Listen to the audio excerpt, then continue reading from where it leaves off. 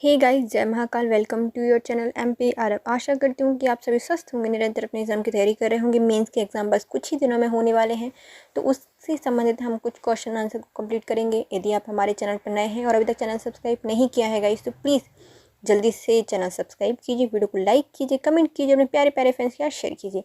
तो चलिए guys, start करते हैं बिना देरी करते हुए। पहला क्वेश्चन है हमारा, नवाब यार मोहम्मद खान। 3 मार्कर में लिखना है, 3 पॉइंट लिखेंगे। तो पहले आते हैं, हमारे भोपाल रियासत के वास्तविक संस्थापक माने जाते हैं। इस्लाम नगर को भोपाल राज्य की राजधानी बनाया था। भोपाल क्षेत्र में पुल, तालाब, सड़क निर्माण में विशेष योगदान दिया था। कौन है ये? हमारे यार मोहम्मद खान है। इन्होंने ही हमारा जो भोपाल है, भोपाल रियासत के वास्तविक संस्थापक माने जाते हैं। इन्होंने क्या बनाया था? इस्लाम नगर को भोपाल राज्य की राजधानी बनाया था और भोपाल क्षेत्र में पुल, तालाब और सड़कों का निर्माण इन्होंने कराया था। नेक्स्ट आते हैं, रायसेन की संधि क्या है?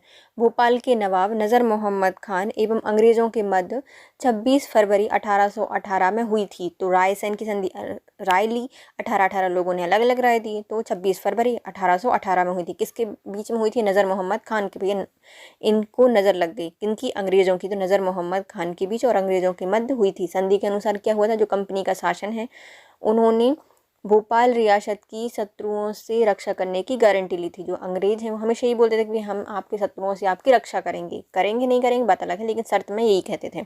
तो रायसेन की संधि कब हुई है? 26 फरवरी 1818 को हुई है। किनके बीच में हुई है? तो दोस्त नहीं, हाँ, नज़र मोहम्मद खान और अंग्रेज़ों के बीच में हुई है। अंग्रेज़ों ने कहा था कि हम आपके आपके आपके शत्रुओं से रक्षा करेंगे। नेक्स्ट आते हैं, चतुर नारायण मालवीय कौन है? तो 1938 में गठित भोपाल राज्य प्रजामंडल के अध्यक्ष थे।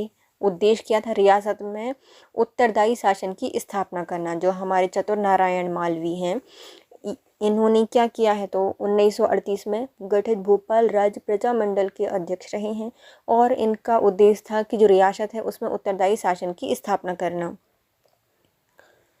ठाकुर रणमत सिंह 1857 की क्रांति में रीवा क्षेत्र के क्रांति में योगदान दिया है इन्होंने।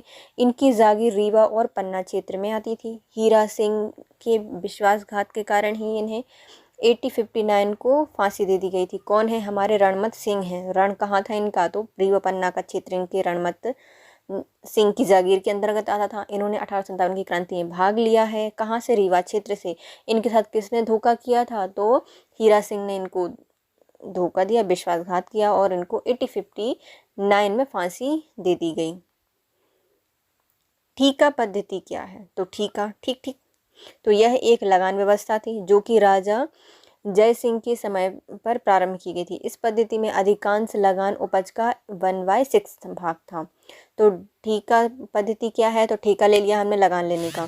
तो ठीका पद्धति क्या है? लगान की व्यवस्था है। किसके समय चलती थी? राजा जय सिंह के समय प्रारंभ की गई थी। इसकी अधिकतम लगान उपज का कितना होती थी? 1/6 या फिर 1/6 भाग होती थी।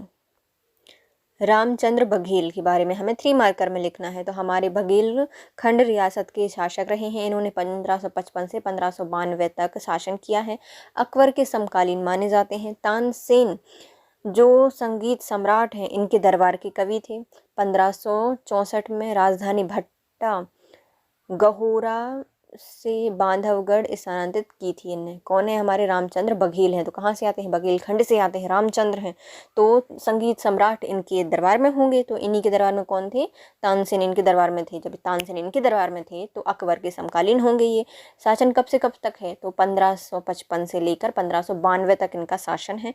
इनके ही समय 1564 में इन्होंने अपनी राजधानी भट्टा से बघौरा लेके गए थे। भैया भट्ट भट्ट भट्ट करके कहाँ लेके गए? गहोरा लेके गए थे, जो कि राजधानी भट्टा थी। कहाँ थी? गहोरा थी। कहाँ से? गहोरा से कहाँ लेके गए थे? बांधवगढ़ लेके गए थे। गहोरा से उसको बांधा और उठा के लेके गए बांधवगढ़। ये क्वेश्चन भी आया था, है ना, प्री में क्वेश्चन आया था कि जो बघेल वंश है या बघेल खंड की रियासत है, उनकी पहली राजधानी क्या थी? तो क्या थी? पहले गहोरा थी, फिर बाद में क्या हो गई थी? बांधवगढ़ हो गई थी। किसने स्थानांतरित की थी? तो रामचंद्र बघेल के द्वारा इसको स्थानांतरित की गया था। कब? 1564 में। नेक्स्ट आते हैं हमारे 5 मार्कर। दोस्त मोहम्मद खान की हमें सैन्य उपलब्धियों का वर्णन करना है। हमारे दोस्त मोहम्मद खान कौन है?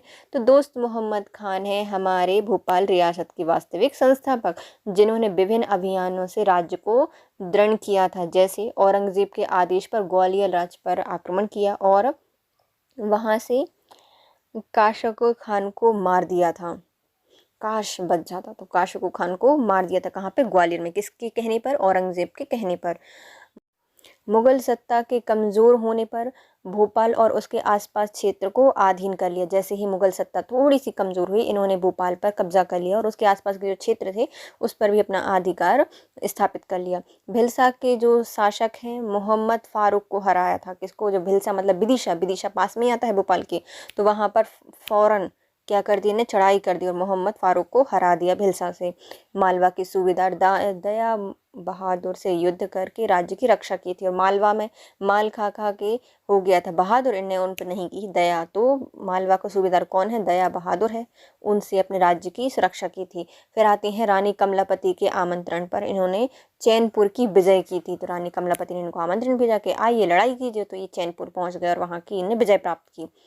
1722 में नवाब की उपाधि धारण की और भोपाल के शासक बन गए। तो चलिए हम देखते हैं किनको? दोस्त मोहम्मद खान को। दोस्त मोहम्मद खान है तो जो हमारा भोपाल है वर्तमान का, इसकी संस्थापक या फिर वास्तविक संस्थापक माने जाते हैं कौन? हमारे दोस्त मोहम्मद खान। इन्होंने कई अभियान चलाए हैं। पहले तो अपने राज्य को बचाया, फिर उसका विस्तार किया। तो सबसे पहले सम्राट बैठे हैं हमारे दिल्ली में, कौन? तो औरंगजेब। तो औरंगजेब के कहने पर ये गए ग्वालियर में और काशको को हरा दिया। तो काशको खान को ग्वालियर मारा। फिर विदिशा जो भिलसा है वहाँ पर थे कौन? फारूक, मोहम्मद फारूक को हरा दिया। कमज़ोर जैसे ही हुआ मुगल सत्ता या मुगल शासन का कमज़ोर हुआ, तो इन्होंने भोपाल और उसके आसपास के क्षेत्र पर अधिकार स्थापित कर लिया। मालवा के सूबेदार थे दया बहादुर, उन पर भी आक्रमण किया और अपने राज्य की रक्षा की। रानी कमलापति के आमंत्रण पर इन्होंने चैनपुर की विजय प्राप्त की। 1722 में इन्होंने नवाब की उपाधि धारण कर ली और भोपाल पर शासन स्थापित कर लिया। नेक्स्ट आते हैं सुल्तान जहां बेगम द्वारा स्त्री शिक्षा हेतु किए गए प्रयासों का वर्णन करना है हमें। तो जो हमारी सुल्तान है बेगमें हैं, ये कहाँ पर थी? भोपाल में थी। तो सुल्तान जहां बेगम, इनका शासनकाल 1901 से 1926 तक रहा है। महिला सशक्तिकरण की प्रबल समर्थक थी। इन्होंने स्त्री शिक्षा में सुधार किए हैं। इन्होंने क्या किया? तो व्यक्तिगत धन दान दिया था, तो ये बहुत सारे पैसे दान दिए थे। आदर्श स्कूल खोलने का प्रयास किया था, जो कि वर्तमान में अब आदर्श स्कूल चाहते हैं वैसे स्कूल उन्होंने उस समय खुलवा दी थी। 1892 में महत्वपूर्ण भूमिका निभाई थी इन्होंने। 1900 में हमीदिया पुस्तकालय प्रारंभ कराया। सुल्तानिया कन्या विद्यालय की स्थापना कराई थी। खुद सुल्तान थी इसलिए इन्हें क्या बनवाई? सुल्तानिया कन्या विद्यालय की स्थापना करवाई। 1905 में महिला शिक्षा से संबंधित Prince of Wales Lady Club की स्थापना की थी। किसके लिए? जो हमारी महिला शिक्षा है उसको बढ़ावा देने के लिए 1905 में इन्होंने Prince of Wales Lady Club की स्थापना की थी। भोपाल में बड़ी संख्या में मदरसों और स्कूलों की स्थापना कराई थी। अलीगढ़ मुस्लिम विश्वविद्यालय में प्रथम चांसलर रही थी। ये कौन है? हमारी सुल्तान जहां बेगम। इस प्रकार शिक्षा सुधार हेतु इन्होंने कई प्रयास किए हैं जो कि सराहनीय हैं। कौन है? हमारी सुल्तान जहां बेगम है। कहाँ से आती हैं? भोपाल से आती हैं। महिला सशक्तिकरण पर इन्होंने बहुत बल दिया है। इनका शासनकाल माना जाता है 1901 से 1926 तक। इन्होंने इस स्त्री शिक्षा में बहुत योगदान दिए हैं। जैसे इन्होंने बहुत सारा धन दान दिया था, आदर्श स्कूल खोलने का प्रयास किया था, इन्होंने बहुत सारी महत्वपूर्ण भूमिका निभाई थी। 1900 में एक हमीदिया पुस्तकालय खोला था। सुल्तानिया कन्या विद्यालय की स्थापना की थी।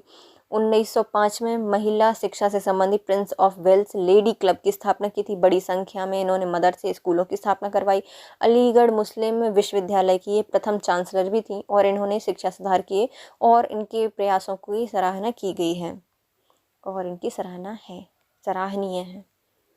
फिर आते हैं हमारे नवाब सिकंदर बेगम का शासनकाल भोपाल रियासत का स्वर्णकाल था। कैसे? तो हमारे जो नवाब हैं सिकंदर बेगम, उनकी शासनकाल में हमारी जो भोपाल रियासत है उसका स्वर्णकाल माना जाता है। क्यों माना जाता है वो बताना है। तो हमारी सिकंदर बेगम जिनका कार्यकाल रहा है 1847 से 1868, इनके समयकाल में भोपाल रियासत में अनेक सुधार हुए हैं, जैसे इन्होंने सैन्य सुधार कराया, पहले अपनी सेना को प्रबल किया, फिर राजस्व में सुधार किया, राजस्व को बढ़ाया, प्रशासनिक सुधार किए, सामाजिक सुधार किए। तो सबसे पहले आते हैं सेना में क्या सुधार किया इन्होंने। तो इन्होंने अपनी सेना का सुदृढ़ीकरण करके नियामक प्रशिक्षण दिया था इनको, मतलब अच्छे से सुदृढ़ीकरण किया और उनका नियामक प्रशिक्षण दिया। स्थायी सेना रखी थी और नियमित वेतन देते थे। स्थायी सेना थी और नियमित वेतन दिया जाता था। सीमा सुरक्षा बल की स्थापना करवाई थी इन्हें, सीमा सुरक्षा बल की स्थापना कराई थी इन्हें। देखो अपने सैन्य सुधार में क्या किए थे, पहले तो सेना का सुदृढ़ीकरण किया, उनको प्रशिक्षण दिया, स्थायी सेना रखी और नियमित वेतन दिया जाता था, और सीमा सुरक्षा बल की इन्होंने शुरुआत की। फिर आते हैं राजस्व सुधार में। इन्होंने राजस्व बढ़ाना है तो क्या करना पड़ेगा, तो लगान की वसूली की नई पद्धतियां लानी पड़ेगी, और 50 सतार और 50 पैदल अधिकारी नियुक्त किए थे। मतलब 50 जाएंगे सतार में और 50 जाएंगे पैदल में, तो ऐसे अधिकारियों की नियुक्ति की थी। फिर आते हैं प्रशासनिक सुधारों में। प्रशासन में इन्होंने क्या किया है, तो पुलिस बल का गठन किया। प्रशासन में सबसे पहले क्या किया, प्रशासन को अच्छा करना है तो पुलिस अच्छी कर दो, तो उन्होंने पुलिस बल का गठन किया। नियम कानूनों को लिपिबद्ध कराया। तो ऐसा नहीं कि कोई भी नियम हमने बोल दिया और वो लागू हो गया, नहीं, इन्होंने उसको क्या कराया, लिपिबद्ध मतलब लिखित कराया। आधुनिक अदालतों की स्थापना की और नियमित डाक व्यवस्था एवं मुद्रा व्यवस्था प्रारंभ की। तो इन्होंने राजस्व में क्या किया है, तो सबसे पहले पुलिस व्यवस्था अच्छी की। इन्होंने सारे नियमों को लिखित कराया, लिपिबद्ध कराया। इन्होंने जो वर्तमान में या जो आधुनिक अदालतें हैं उनकी शुरुआत की, और जो नियमित डाक व्यवस्था है, मुद्रा व्यवस्था है, उसकी शुरुआत की। फिर आते हैं हमारे सामाजिक सुधार। समाज में इन्हें क्या सुधार किए हैं, तो योग्यता को प्रोत्साहन दिया, जो इनकी योग्यता थी उनको प्रोत्साहन दिया है। जैसे कि हिंदू लाला किशन राम को न्याय और राजस्व मंत्री बनाया। तो इन्होंने हिंदुओं में मतलब सहिष्णु थी ये, तो हिंदू के जो लाला किशन राम थे उनको न्याय और राजस्व मंत्री बनाया। महिला शिक्षा पर जोर दिया। अनेक अस्पताल, सड़कें, सराय, मस्जिद, स्कूलों का निर्माण करवाया। तो सामाजिक सुधार में क्या किया, तो समाज में क्या किया, तो इन्होंने साधर्म या सहिष्णु होते हुए इन्होंने क्या किया, अपने जो वित्त और राजस्व संबंधी मंत्री हैं उन हिंदू को बनाया, जिनका नाम था लाल किशन राम, उनको बनाया। और महिलाओं के लिए इन्होंने स्कूल बनवाए, मदरसे बनवाए, सराय बनवाई, सड़कें बनवाई, अस्पतालें बनवाई। इनके इतने सारे सुधार से राज्य की उन्नति हुई, जिसलिए ही भोपाल रियासत का स्वर्णकाल इनके समय को कहा जाता है। कौन है ये, नवाब सिकंदर बेगम है। तो हम इनके कार्यकाल को फिर से देख लेते हैं। 1845 से 1868 तक रही हैं ये भोपाल में। अनेक इन्होंने सुधार करवाए हैं, परिवर्तन कराए हैं, इसलिए ही इनके काल को भोपाल का स्वर्णकाल कहा जाता है। क्या काम कराया इन्हें, तो पहले तो इन्हें सैन्य व्यवस्था में काम कराया है, सैन्य सुधार किया। सैन्य सुधार में क्या था, इन्होंने एक सेना का सुदृढ़ीकरण किया और उनको नियमित प्रशिक्षण दिया, स्थायी सेना रखी, नियमित वेतन दिया और सीमा सुरक्षा पर बल दिया। फिर आते हैं उनके राजस्व संबंधी सुधार। इन्होंने राजस्व के लिए नई पद्धतियां, लगान की नई पद्धतियां लागू की। 50 सतार और 50 पैदल अधिकारी नियुक्त किए। प्रशासनिक सुधार में इन्होंने क्या किया है, प्रशासन को कैसे सुधारना है, तो पहले तो पुलिस बल का गठन किया, नए जो नियम कानून थे उनको लिपिबद्ध कराया, आधुनिक अदालतों की स्थापना कराई और नियमित डाक व्यवस्था और मुद्रा व्यवस्था की शुरुआत की। फिर आते हैं सामाजिक सुधार में। इन्होंने योग्यता को प्रोत्साहन दिया, जैसे जो योग्य है तो उसको ज़्यादा प्रोत्साहित किया गया, चाहे वो किसी भी धर्म में। तो इन्हें हिंदू लाला किशन राम को रखा, जो कि न्याय और राजस्व मंत्री बने। महिला शिक्षा पर जोर दिया। इन्होंने कई अस्पताल, सड़कें, सराय, मस्जिद, स्कूलों का निर्माण कराए, मदरसों का निर्माण कराए। इसलिए भोपाल रियासत का स्वर्णकाल कहा जाता है सिकंदर बेगम का समय। अब आते हैं भोपाल रियासत की स्थापत्य कला पर टिप्पणी करनी है। तो जो हमारी भोपाल रियासत है उसकी स्थापत्य कला पर हमें टिप्पणी करनी है। भोपाल रियासत की स्थापत्य कला पर टिप्पणी करनी है। तो जो हमारी भोपाल रियासत है उसकी जो स्थापत्य कला है उस पर हमें टिप्पणी करनी है। भोपाल राजवंश की स्थापत्य की एक बृहद विरासत है। इसकी विशेषता निम्न प्रकार है। जो हमारी भोपाल राजवंश है उसकी स्थापत्य क्या है, उसकी प्रमुख या बृहद विरासत है। इसकी विशेषता हम इस प्रकार से कर सकते हैं, जैसे कि राजपूत, अफगान, मुगल और पाश्चात्य शैली का प्रभाव। तो हमारे जो भोपाल रियासत है उस पर राजपूतों का, अफगानों का, मुगलों का और जो पाश्चात्य शैली है सबका प्रभाव देखने को मिलता है। यहाँ पर चार बाग पद्धति का प्रयोग भी किया गया है, लाल बलुआ पत्थर का प्रयोग किया गया है और जो गुंबद और मेहराब हैं इनका भी प्रयोग किया जाता है।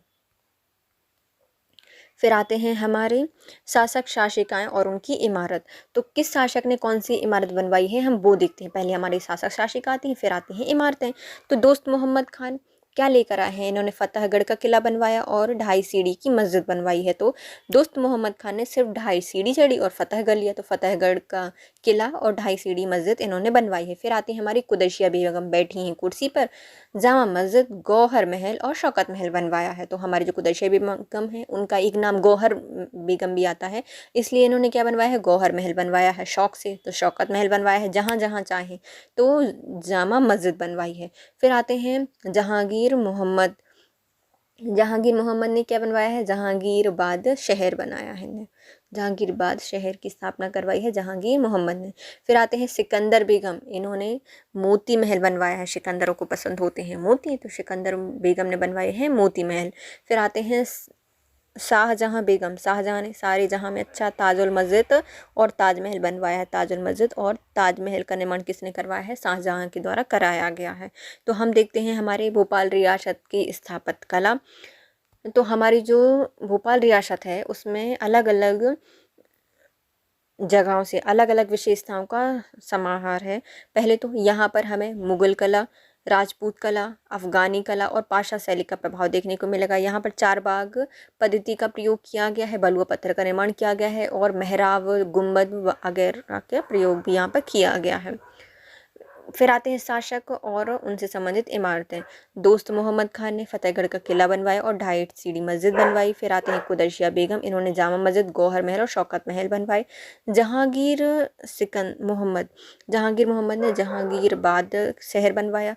सिकंदर बेगम ने मोती महल बनवाया और शाहजहां बेगम के द्वारा बनाई गई है ताजुल मस्जिद, ताजमहल। फिर आते हैं हमारे बघेलखंड राज्य के दीवान के रूप में दिनकर राव के कार्यों का उल्लेख करना है। जो हमारा बघेलखंड राज्य है उसके दीवान थे कौन है, दिनकर राव, उनके कार्यों का उल्लेख करना है। 22 जून 1868 को ग्वालियर के भूतपूर्व दीवान सर दिनकर राव को रीवा राजा रघुनाथ सिंह ने दीवान नियुक्त किया। अतः इन्होंने निम्न सुधार किए। तो पहले दिनकर राव कहाँ थे, ग्वालियर में थे। ग्वालियर से चले गए कहाँ पर, रीवा में। रीवा के राजा कौन है, राजा रघुनाथ सिंह, इनके दीवान नियुक्त कर दिया गया इनको। इन्होंने लगान व्यवस्था में ठीका पद्धति में सुधार किया था। देखो जो ठीका पद्धति हमने पढ़ी थी, लगान व्यवस्था थी, तो ठीका पद्धति में किसने सुधार किया था, इनके द्वारा किया गया था, सर दिनकर राव के द्वारा ठीक कर दिया उसको। 1827 में स्थापित मिताक्षरा अदालत में फौजदारी मुकदमे की सुनवाई की जाने लगी। 1827 में जो स्थापित मिताक्षरा अदालत है उसमें जो फौजदारी मुकदमे थे वो भी सुनवाई की जाने लगी। 1856 में परमिट विभाग को चुंगी वसूलने का अधिकार दे दिया। जो हमारा 1854 है इसमें जो हमारा परमिट विभाग है इसको क्या कर दिया गया, चुंगी वसूलने का अधिकार भी दे दिया कि अब तुम चुंगी भी वसूलो। 1867 में स्थापित जो इलाहाबाद जबलपुर रेलवे लाइन है उसको सतना से जोड़ दिया गया। जबलपुर से इलाहाबाद रेलवे लाइन को कहाँ जोड़ दिया गया, सतना से जोड़ दिया गया। 1871 में बघेलखंड एजेंसी की स्थापना की। 1871 में क्या की, बघेलखंड एजेंसी की स्थापना की। रीवा रियासत को 7 तहसीलों में विभक्त कर दिया। ये सब अच्छे से काम नहीं कर पा रहे तो इन्हें क्या कर दिया, 7 तहसीलों में इनको विभक्त कर दिया। इस प्रकार दिनकर राव जी ने कार्य बघेल राज्य की उन्नति में सहायक हुए। तो हम देखते हैं हमारे जो दीवान हैं बघेलखंड की, क्या नाम है, दिनकर राव, इनके कार्यों का वर्णन करना है। तो पहले जो हमारे दिनकर राव हैं इनको 22 जून 1868 को ग्वालियर के भूतपूर्व दीवान सिंह दिनकर राव को ग्वालियर से हटाकर कहाँ पर, रीवा राजा रघुनाथ सिंह के ने दीवान नियुक्त कर दिया। इन्होंने कुछ कार्य किए हैं, वो कौन से कार्य हैं देखते हैं। तो पहले आते हैं लगान व्यवस्था में ठीका पद्धति में सुधार किया। 1827 में इन्होंने जो मिताक्षरा अदालत है उसमें फौजदारी मुकदमे की सुनवाई की। 1856 में परमिट विभाग को चुंगी वसूलने का अधिकार दे दिया। 1867 में स्थापित जो इलाहाबाद जबलपुर रेल लाइन है उसको सतना से जोड़ दिया। 1871 में बघेलखंड एजेंसी की स्थापना की गई। रीवा रियासत को 7 तहसीलों में विभक्त कर दिया गया और इस प्रकार जो दिनकर राव हैं उन्होंने जो कार्य किए हैं वह बघेल राज्य की उन्नति में सहायक हुए हैं। फिर आते हैं हमारा बघेल बांधा संघर्ष का वर्णन करना है। जो हमारा बघेल खंड है और उस बांधा में संघर्ष हुआ था उसका वर्णन करना है। रीवा के शासक अजीत सिंह के समय बांदा नवाब अली बहादुर ने रीवा राज्य पर आक्रमण कर लिया। इसमें इन दोनों के मध्य जो युद्ध हुआ था वो है इस प्रकार, 2 युद्ध हुए थे, प्रथम और द्वितीय। तो बांदा बघेल संघर्ष का वर्णन हम कैसे कर सकते हैं? तो रीवा में है अजीत सिंह जो सब कुछ जीत जाते हैं, तो अजीत सिंह है कहाँ पर? रीवा में। और बांदा के नवाब कौन है? अली बहादुर है, वो बहुत बहादुर हैं, तो बांधा अच्छा से उनको बांध लिया बहादुरी से। तो अली बहादुर हैं बांदा से, रीवा से हैं हमारे अजीत सिंह। और दोनों ने एक दूसरे पर आक्रमण किया। रीवा राज्य पर आक्रमण किया है किसने? अली बहादुर ने। और इनके मध्य में हुए हैं 2 युद्ध। देखेंगे दोनों युद्धों को। प्रथम युद्ध कब हुआ है? 1796 में हुआ है। इसमें सेनापति कौन था? जसवंत राय था। कौन सा? जसवंत राय, बांदा से। युद्ध कहाँ पर हुआ था? नहकाई का युद्ध हुआ था। निक हारने वाले थे, नहकाई का युद्ध हुआ था। इसमें चंदेलों, प्रतिहारों आदि के सहयोग से अनूप सिंह, प्रताप सिंह, अमर सिंह आदि ने जसवंत राय को मार दिया था। और परिणाम क्या हुआ? अली बहादुर असफल रहे थे। तो देखो, पहला युद्ध है, किसी को इतना कुछ मालूम नहीं है। जब 1796 में आए, सेनापति कौन? जसवंत राव। कहाँ से? बांदा थे। बांदा से कौन है? अली बहादुर है ना। वो युद्ध करने आए। उनको पता ही नहीं था कि यहाँ पे क्या होने वाला है। नहकाई का युद्ध हुआ, क्या क्या करेंगे इनके साथ। उनको नेक भी पता नहीं था, तो नेक पता नहीं था उनको क्या क्या होने वाला है। तो नहकाई का युद्ध यहाँ पर हुआ। यहाँ पर क्या थे? चंदेल थे, परमार थे। इन्होंने आदि सहयोग से, इनमें अनूप सिंह, प्रताप सिंह और अमर सिंह आदि ने क्या किया? जसवंत राय को पकड़ा और खूब कुटाई कर दी और बेचारा वो मर गया। परिणाम क्या हुआ? जो अली बहादुर थे वह असफल हो गए। फिर दूसरा युद्ध हुआ। ये कब हुआ है? 96 के बिल्कुल जस्ट 2 साल बाद 1798 में युद्ध हुआ। सेनापति कौन है? हिम्मत बहादुर गोसाई हैं। तो कौन है? हिम्मत से आया, बहादुर गोसाई का नाम लेकर। संघर्ष प्रारंभ हुआ। संघर्ष में क्या हुआ? जो योग सरदार थे उनके अभाव में जो रीवा राज्य था उसकी युद्ध में पराजय हो गई। स्थिति अच्छी नहीं रही। परिणाम क्या हुआ? अंततः संधि हुई कि भैया हम चलो बैठ के संधि कर लेते हैं। बहुत लड़ लिया। संधि से ही अंत हुआ था बघेल और बांधा संघर्ष का। तो बघेल और बांधा दोनों पड़ोसी हैं। इनके बीच में क्या हुआ? युद्ध हुआ है। कैसे युद्ध हुआ? तो जो हमारे अजीत सिंह थे रीवा की, और बांदा से कौन था? नवाब अली बहादुर था। अली बहादुर ने रीवा पर आक्रमण कर लिया। 2 युद्ध हुए इन दोनों के मध्य में। पहला युद्ध हुआ था 1796 में, जिसमें उसका जो सेनापति था मोहम्मद अली बहादुर का, वो था जसवंत राय। वो बांदा से आया और यहाँ पर हुआ नहकाई का युद्ध। नहकाई के युद्ध में क्या हुआ? चंदेल प्रतिहारों के जो शासक थे उनके बहुत महान क्या बोलते हैं योद्धा थे, जिसमें आते हैं अनूप सिंह, प्रताप सिंह और अमर सिंह। इन्होंने जसवंत राय को पकड़ा और उसको मार डाला। परिणाम क्या हुआ? अली बहादुर विफल हो गए। फिर उसने दूसरा आक्रमण किया 1798 में, और इसमें हिम्मत बहादुर गोसाई सेनापति थे। संघर्ष में जो योग्य सरदार थे इस बार वो नहीं थे रीवा के साथ, और रीवा इसमें स्थिति खराब हो गई रीवा की। फिर अंत कैसे हुआ? संधि हुई दोनों के बीच में, और बघेल बांधा संघर्ष का अंत संधि के द्वारा हुआ।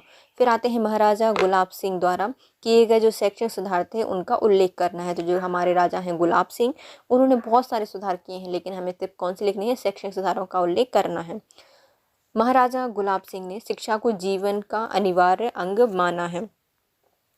इन्होंने निम्न सुधार किए हैं। इन्होंने क्या माना है? जीवन का अनिवार्य अंग माना है शिक्षा को। 1932 में रीवा में शिक्षा संचालन की नियुक्ति की गई थी।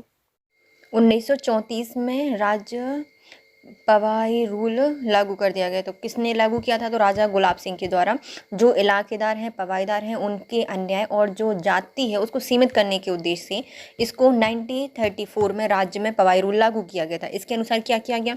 जो हमारी वनोपज थी उस पर रीवा दरबार का अधिकार होगा। तो जितने भी वन से उपज प्राप्त होगी उस पर अधिकार किसका होगा? रीवा दरबार का होगा। और जो पवाईदार हैं और इलाकेदार हैं वह वनोपज कर का 1/4 भाग भुगतान कर इसका प्रयोग कर सकते हैं। तो जो हमारे पवाईदार हो गए, इलाकेदार हो गए, वो क्या कर सकते हैं, जो वनोपज कर है उसका 1/4 भाग भुगतान करके प्रयोग कर सकते थे। इलाकेदार और जो पवाईदार हैं उनको पुरानी परंपरा के अनुसार रीवा दरबार में उपस्थित होना पड़ेगा। मतलब ऐसा नहीं कि तुम कर ले रहे हो, कर भिजा रहे हो, लेकिन आ नहीं रहे हो दरबार में, नहीं, ऐसा नहीं होगा। बल्कि जो पुरानी परंपरा थी कि आपको दरबार में उपस्थित होना पड़ेगा, तो इनको क्या होना पड़ेगा, उपस्थित होना पड़ेगा रीवा दरबार में। लगान से वंचित जमीन को जब्त कर लिया जाएगा। जिन भी जमीन पर लगान नहीं ली जा रही है उसको क्या कर लिया जाएगा, रीवा दरबार है, रियासत है, उसके अंडर में रखा जाएगा। लगान की राशि का 4 से 5 गुना बढ़ा दी गई थी, और जो लगान ली जा रही थी उसको कितना बढ़ा दिया गया था, 4 से 5 गुना बढ़ा दिया गया था। पवाईदार और जो इलाकेदार हैं उन्होंने काला कानून की सभा दी और इसके विरोध में पवाईदार संघ का निर्माण किया था। तो जो पवाई रूल है वो क्या है, तो हम देखते हैं जो हमारे महाराज हैं गुलाब सिंह, उनके द्वारा इसको लागू किया गया था। कहाँ पर, रीवा रियासत में। क्यों लागू किया गया था, जो पवाईदार और जो इलाकेदार हैं उनके द्वारा अन्याय और जाति को सीमित करने के लिए 1934 में। इसके रूल क्या थे, मुख्यतः इसमें 3 रूल बनाए गए थे। पहला रूल था कि जो वनोपज है उससे प्राप्त जितने भी वनोपज होगी वो रीवा दरबार के पास चली जाएगी, और जो पवाईदार और जो इलाकेदार थे वो यदि चाहते हैं कि वनोपज का उनको 1/4 भाग मिले तो उनको कर के रूप में उनको भुगतान करना पड़ेगा। फिर जो इलाकेदार और जो पवाईदार हैं उनको क्या करना पड़ेगा, दरबार में, रीवा दरबार में उपस्थित होना पड़ेगा पुरानी परंपरा के अकॉर्डिंग। और जो लगान है उनसे वंचित जितनी भी भूमि है उसको जब्त कर लिया गया था, और जो लगान है उसकी राशि को 4 से 5 गुना कर दिया गया था। पवाईदार और जो इलाकेदार हैं उन्होंने इस कानून, जो पवाई कानून है, इसको क्या कहा था, काला कानून कहा था, और इसके विद्रोह में एक संघ बनाया था जिसे कहा गया था पवाईदार संघ का निर्माण किया गया था। अब आते हैं हमारे 11 मार्कर। नवाब शाहजहां बेगम के सुधार कार्यों का विस्तार से वर्णन कीजिए। जो हमारे नवाब हैं शाहजहां बेगम, उनके क्या करने हैं, हमें कार्यों को बताना है कि उन्होंने क्या क्या सुधार कार्य किए हैं। शाहजहां बेगम ने 1864 से 1901 के समय में भोपाल की प्रशासनिक व्यवस्था एवं आधुनिकीकरण शुरू किया तथा आधुनिक भोपाल की नींव रखी। इन्होंने महत्वपूर्ण सुधार किए। तो ये कौन है, हमारी शाहजहां। जहाँ जैसे ही शाहजहां आए तो बहुत सारे चेंज हुए थे भारत में, वैसे ही जब हमारे नवाबों में शाहजहां बेगम आई तो भोपाल में भी बहुत सारे सुधार किए गए। तो इन्होंने क्या किया था, प्रशासनिक व्यवस्था का आधुनिकीकरण शुरू कर दिया था। और जो हमारे आधुनिक भोपाल है उसकी स्थापना को श्रेय भी किनको जाता है, शाहजहां बेगम को ही जाता है। इन्होंने क्या क्या सुधार किए थे, तो पहले इन्होंने प्रशासनिक कार्यों में सुधार किया, प्रशासन को सुधारा। फिर राजस्व, क्योंकि प्रशासन कैसे सुधरेगा, राजस्व से, तो राजस्व सुधार किए। कल्याणकारी कार्य में सुधार किए, न्याय व्यवस्था में सुधार किया, सैन्य सुधार किए, और स्वास्थ्य क्षेत्र में भी इन्होंने सुधार किए हैं। कितने विषय आ गए हैं इनके, 6 विषय। कौन सा, प्रशासनिक, राजस्व, लोक कल्याणकारी, न्याय व्यवस्था, सैन्य और स्वास्थ्य क्षेत्र में इन्होंने सुधार किए हैं। सबसे पहले आता है हमारा प्रशासनिक सुधार। प्रशासनिक सुधार में इन्होंने राज्य परिषद का आधुनिकीकरण किया और उन्हें व्यापक अधिकार दिए। तो हमारी जो राज्य परिषद थी इनकी, उनको क्या कर दिया, आधुनिकीकरण कर दिया। भाई वर्तमान में जो चल रही है वैसे अच्छा कर दिया, और उसको व्यापक अधिकार दिए गए थे। स्वयं प्रशासन और शासन का निरीक्षण और दौरा किया करती थी, तो खुद निरीक्षण रखती थी और खुद ही उसका दौरा किया करती थी। फिर आते हैं हमारे राजस्व सुधार में क्या किया, तो भोपाल के कोषालय का निरीक्षण किया और लेखों के हिसाब किताब के आंकड़े एकत्रित किए। तो राजस्व कहीं का कहीं वसूला जा रहा है, कहीं का कहीं लिखा जा रहा है, तो उसको देखने के लिए कुछ स्वयं उन्होंने क्या किया, जो कोषालय है उसका निरीक्षण किया, जो लेखे हैं उनका हिसाब किताब के जितने भी आंकड़े हैं उसको एकत्रित किया। नवीन विभाग बनाए। सिहो कहूरी की स्थापना की, जो कि खाद्यान्न का वितरण करता था। क्या भैया, सिहो कहूरी, करोड़ों का है ना सिहो कहूरी नामक एक खाद्यान्न वितरण का व्यवस्था बनाया था, नवीन विभाग बनाया था। संपूर्ण भोपाल रियासत का मानचित्रीकरण कराया कि भोपाल में कहाँ पे क्या क्या है, तो उसका मानचित्रीकरण कराया। भू राजस्व की दर को भूमि और अनाज की किस्म के आधार पर तय किया गया था। मतलब जैसे भूमि है और जैसे अनाज लिया जा रहा है वैसे ही भू राजस्व को लिया गया था। तो राजस्व सुधार में इन्होंने क्या क्या काम किए हैं, पहले आते हैं भोपाल में एक कोषालय का निरीक्षण किया, लेखा जोखा के हिसाब किताब का सब एकत्रित किया। एक नवीन विभाग बनाया जो कि खाद्यान्न वितरण करता था, उसका नाम था सिहो कहूरी। और संपूर्ण भोपाल का नवीन मानचित्रीकरण कराया, और जो भू राजस्व की दरें थी उसको भूमि के आधार पर और जो अनाज की किस्म है उसके आधार पर तय किया गया था। फिर आते हैं कल्याणकारी सुधार। इन्होंने कल्याणकारी सुधार में क्या किए हैं, तो पहले पेयजल, प्याऊ घाट, आश्रम, सराओं का निर्माण कराया कि सबके लिए अच्छे, मतलब जो यात्री हैं, व्यापारी हैं, उनके लिए सुविधा हो। कपास कारखानों की स्थापना कराई कताई करने के लिए। 1884 में इन्होंने भोपाल इटारसी रेल लाइन की स्थापना कराई थी, मतलब चक्कर लगाती थी 1884 में। इटारसी से भोपाल तक क्या बनवाई है इन्होंने, रेल लाइन की शुरुआत कराई है। पर्यावरण सुरक्षा हेतु इन्होंने वन अधिकारियों की नियुक्ति की थी, भैया पर्यावरण को संरक्षण प्रदान करो, उनको देखो, सुधारो, तो क्या बनवाया था इन्हें, वन अधिकारियों की नियुक्ति की थी। राज्य में नियमित जनगणना की शुरुआत किसने कराई है, सिकंदर जहां बेगम ने कराई। मानचित्रीकरण कर दिया, लेकिन पता ही नहीं है कितनी जनता रह रही, तो जनता को जनगणना की शुरुआत किसने करवाई थी, सिकंदर जहां बेगम नहीं, शाहजहां बेगम के द्वारा कराई गई थी। फिर आते हैं विक्टोरिया स्कूल की स्थापना भी शाहजहां बेगम के द्वारा भोपाल में कराई गई है। तो हम देखते हैं कल्याणकारी योजना में इन्होंने सबसे पहले पानी की सुविधा कर दी, पेयजल बनाए, कुएं बनवाए, घाट बनवाए, आश्रम सराओं का निर्माण कराया। फिर उद्योग के लिए कपास कारखाने का निर्माण करवाया कताई करने के लिए। 1884 में इन्होंने क्या किया, इटारसी से भोपाल तक रेल लाइन बिछवा दी। रेल लाइन जाएगी कहाँ से, जंगल में से। जंगल में पर्यावरण सुरक्षा करने के लिए इन्होंने वन अधिकारियों की नियुक्ति कर दी। और जो जनगणना है उसको, नियमित जनगणना इन्होंने स्टार्ट कराया था। और जो विक्टोरिया स्कूल है उसकी स्थापना भी शाहजहां बेगम के द्वारा कराई गई थी। नेक्स्ट आता है न्यायिक सुधार में। इन्होंने सुदृढ़ एवं स्थायी कानून व्यवस्था हेतु इन्होंने तांजीमात ए शाहजदोनी नामक एक नया विभाग बनाया था। किसके लिए, न्याय देने के लिए, सुदृढ़ और जो स्थायी कानून व्यवस्था हेतु इन्होंने क्या बनवाया है, तांजीमात ए शाहजदोनी नामक एक नया विभाग बनाया है। राज्य में विभिन्न स्थानों पर पुलिस थानों की स्थापना कराई थी, जैसे कि चोर डकैत और कुछ भी प्रॉब्लम ना हो, अत्याचार ना हो, तो इसके लिए क्या बनाए थे इन्हें, पुलिस थानों की स्थापना की थी विभिन्न जगहों पर। न्याय व्यवस्था के लिए इन्होंने क्या किया, पहले तो न्याय अच्छा होना चाहिए, जल्दी होना चाहिए, और एक सुदृढ़ और स्थायी न्याय व्यवस्था के लिए इन्होंने क्या बनाया, एक पूरा विभाग बना दिया जिसका नाम था तांजीमात ए शाहजदोनी। और पुलिस व्यवस्था स्थापित कर दी, हर जगह पर, विभिन्न जगहों पर पुलिस थानों की स्थापना इन्होंने की। फिर आते हैं हमारे सैन्य सुधार। सभी सेना अधिकारियों को पद अनुसार वेतन प्रदान किए गए। जितने भी सैन्य अधिकारी थे उनको पद के अनुसार उनको वेतन दिए गए। सेना के लिए पृथक ड्रेस कोड का निर्माण किया गया। जितनी भी सेना थी उनके लिए अलग अलग ड्रेस कोड, उनके पद के अनुसार उनको वेतन और उनके पद के अनुसार ही उनको ड्रेस कोड दिया गया था। फिर आते हैं स्वास्थ्य संबंधी सुधार। इन्होंने क्या किया है, भोपाल रियासत में टीकाकरण की शुरुआत की है। शाहजहां बेगम ने क्या करवाया है, तो भोपाल रियासत में टीकाकरण की शुरुआत कर दी। पुरुषों हेतु प्रिंस ऑफ वेल्स अस्पताल और महिलाओं के लिए लैंसडाउन अस्पताल का निर्माण करवाया था। तो पुरुषों के लिए है प्रिंस ऑफ वेल्स अस्पताल और महिलाओं के लिए है लैंसडाउन अस्पताल का निर्माण कराया था। इस प्रकार से शाहजहां बेगम ने गौहर बेगम के कार्यों को आगे बढ़ाते हुए आधुनिक भोपाल की नींव डाली है। कौन है हमारी ये, शाहजहां बेगम। हम शाहजहां बेगम के कार्य को फिर से देखते हैं।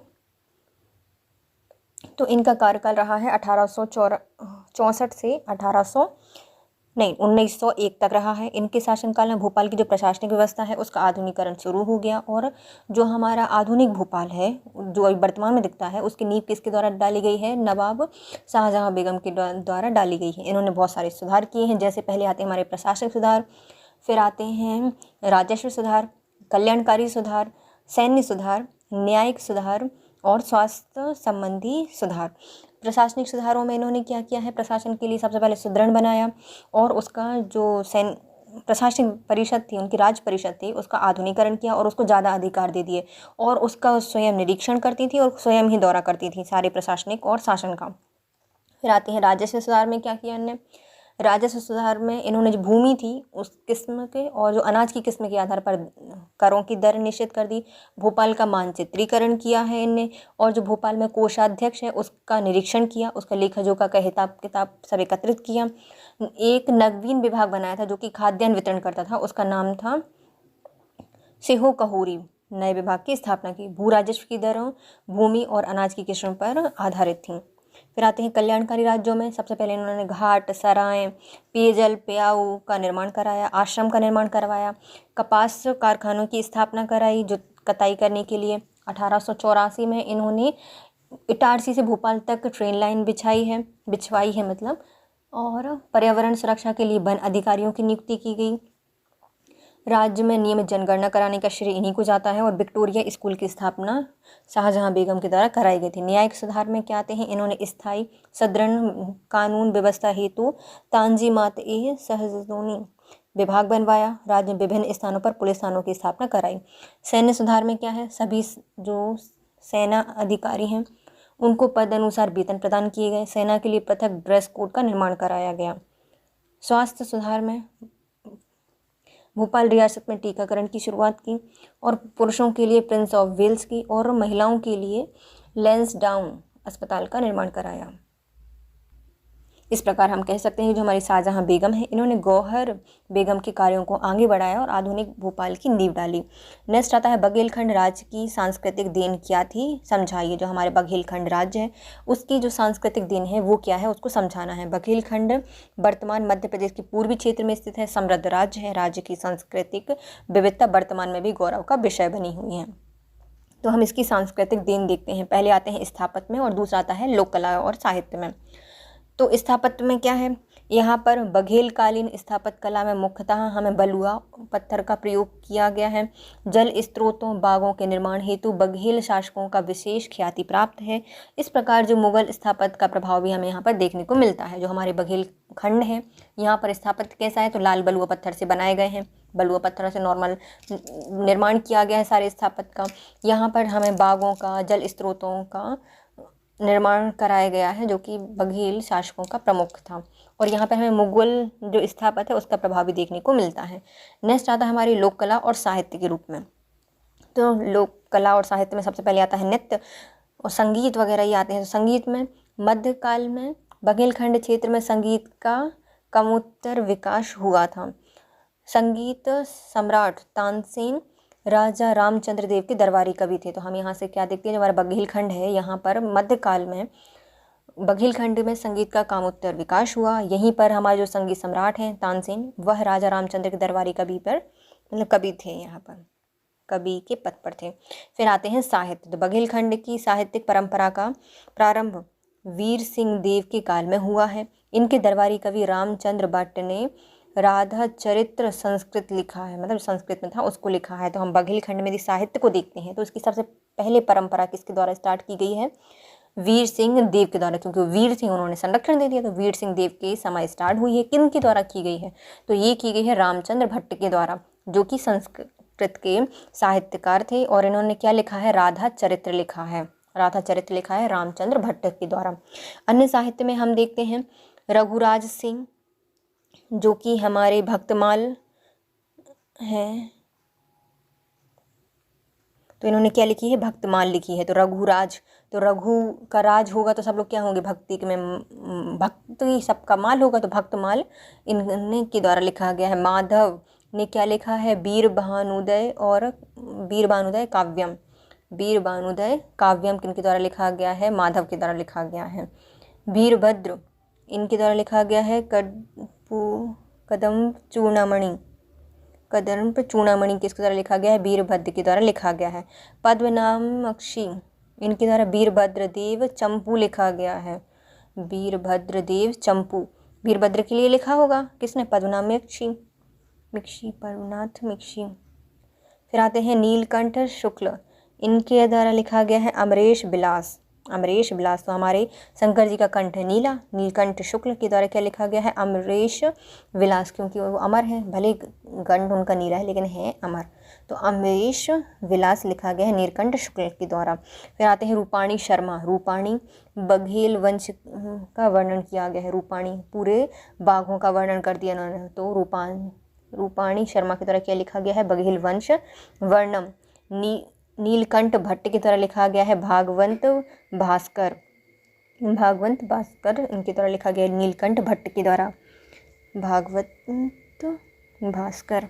चलिए हम साहित्य को फिर से देखते हैं। सबसे पहले साहित्य की शुरुआत मध्यकाल में किनके द्वारा हुई थी, तो ये लिखे गए हैं सबसे पहले वीर सिंह देव के दरबार कवि जो थे रामचंद्र भट्ट, उनके द्वारा लिखा गया था राधा चरित्र, जो कि संस्कृत में लिखा गया था। और अन्य साहित्य भी हमें मिलते हैं। पहले आते हैं रघुराज सिंह, इन्होंने लिखा है भक्तमाल।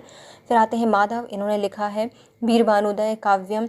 वीरभद्र आते हैं, इन्होंने लिखा है कंद चूर्णमणि। फिर आते हैं पद्मनाथ मिक्ष। इनके द्वारा लिखा गया है वीरभद्र देव चंपू। फिर आते हैं नीलकंठ शुक्ल, इनके द्वारा अमरेश बिलास, रूपाणी शर्मा, बघेल वंश, वर्णम और नीलकंठ भट्ट के द्वारा लिखा गया है भगवंत भास्कर। अब आता है स्थापत्य हमारे बघेलखंड का। तो स्थापत्य में पहले आते हैं भवन, मंदिर और छत्रियाँ, गढ़ी और दुर्ग, इनको बांटा जाता है। तो मंदिर में पहले मंदिर, भवन और छत्रियाँ देख लेते हैं। तो बुल्लाल देव के गहोरा में राजभवन का निर्माण करवाया था। तो किसने करवाया था? बुल्लाल देव ने करवाया था। कहाँ पर? गहोरा में, जो कि हमारे जो बघेल वंश है ना उसकी सबसे पहले राजधानी थी गहोरा, वहाँ पर राजभवन का निर्माण करवाया है। भाव सिंह द्वारा मृत्युंजय मंदिर का निर्माण करा, पूरे भाव से करवाया था। मृत्युंजय नाथ का मंदिर का निर्माण करवाया है भाव सिंह ने।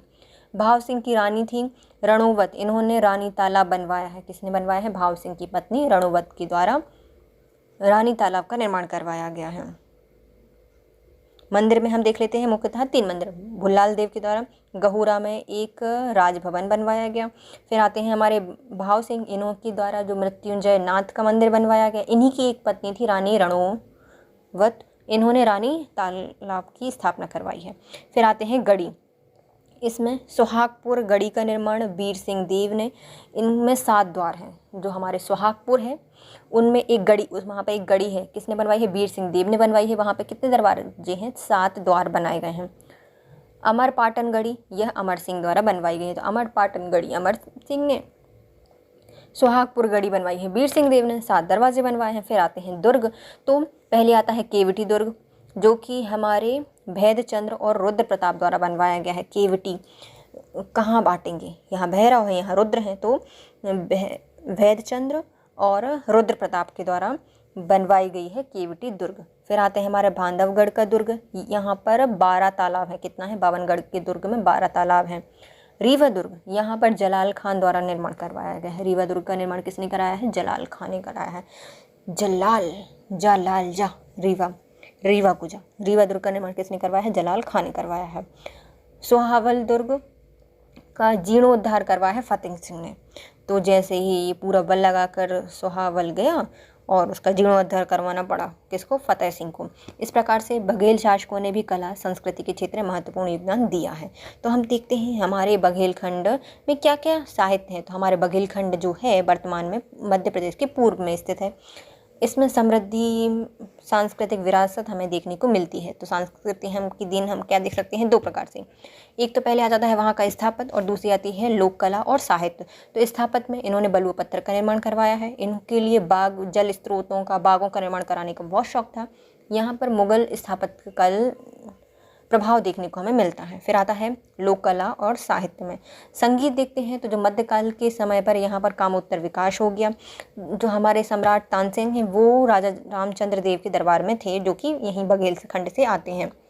साहित्य में बघेलखंड में जो साहित्य परंपरा की शुरुआत है वह वीर सिंह देव के समय हुई थी, क्योंकि इनके दरबार में एक थे कवि जिनका नाम था रामचंद्र भट्ट। इन्होंने क्या लिखा है? राधा चरित लिखा है, जो कि संस्कृत भाषा में है। कुछ साहित्य हैं जैसे कि रघुराज के द्वारा लिखा गया है भक्तमाल, माधव के द्वारा लिखा गया है वीर भानुदय काव्यम, वीरभद्र के द्वारा लिखा गया है कंचूर्णमणि, पद्मनाथ मिश्र के द्वारा लिखा गया है वीरभद्र देव चंपू, नीलकंठ शुक्ल के द्वारा लिखा गया है अमरेश बिलास, नीलकंठ शुक्ल के द्वारा लिखा गया है अमरेश बिलास, रूपाणी शर्मा के द्वारा लिखा गया है बघेल वंश वर्णम, नीलकंठ भट्ट के द्वारा लिखा गया है भागवत भास्कर। स्थापत्य में हम देखते हैं मुख्यतः 3, भवन, मंदिर, छत्रियाँ, गढ़ी और दुर्ग। तो भवन, मंदिर, छत्रियों में सबसे पहले आते हैं बुल्लाल देव ने क्या बनवाया है? एक राजभवन बनवाया है। कहाँ पर? गहुरा में। फिर आते हैं भावदेव, इन्होंने बनवाया है मृत्युंजय नाथ का मंदिर। इनकी एक पत्नी है रानी रणोवत, जिन्होंने रानी ताल का निर्माण करवाया है, रानी तालाब बनवाया है। फिर आता है गढ़ी में सबसे पहले आती है सुहागपुर की गढ़ी, जिसका निर्माण करवाया है वीर सिंह देव ने। इसमें 7 द्वार हैं।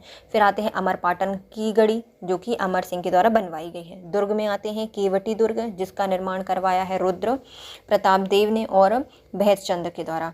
फिर आते हैं बांधवगढ़ का दुर्ग, यहाँ पर 12 तालाब हैं। रीवा दुर्ग तो जलाल खां के द्वारा बनवाया गया है रीवा दुर्ग, और सुहावल दुर्ग बनवाया, उसका जो जीर्णोद्धार करवाया है वो करवाया है फतेह सिंह ने। इस प्रकार जो हमारा बघेल शासक हैं उन्होंने कला संस्कृति के क्षेत्र में महत्वपूर्ण योगदान दिया है। इसके साथ हमारा वीडियो होता है complete guys. If you like my video please share, subscribe and comment. Thank you so much guys, have a nice day.